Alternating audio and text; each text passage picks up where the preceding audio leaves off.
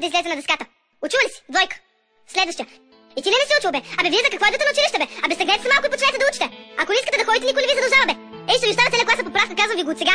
Не се ли стигнете на края на годината да не ми се молите? Ясно ли е? Един път на сцена да си напише домашното. Един!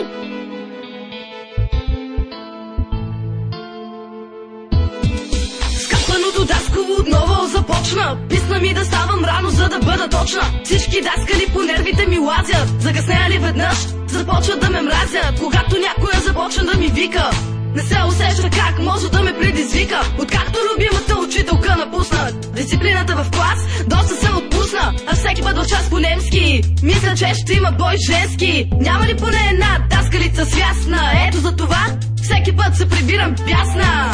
Отново се налага да се крия след поредната направена простотия. Най-обичам след даскало да се бия. Много бяха големи уния, как да се стъпя главите да не им разбия. Дойде охрана и ни хвана един стол срещу мене, злобно лице, един газ срещу него. Невинно момче, чувам злобния глас. Защо си се бил, защо час пак си се напил? И аз самия не зная и нищо не казвам. Мога само да гадая как ще бъда наказван. Но тъпите даскали искат бързо да приключат. Може би ще се опитат да ме изключат. Погледът ми натежава и душата ми умира. Това напрежение направо ме стресира.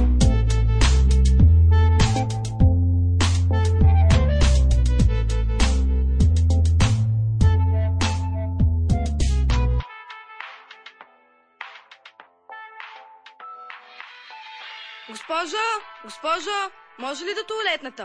Абе, каква туалетна, бе? Нали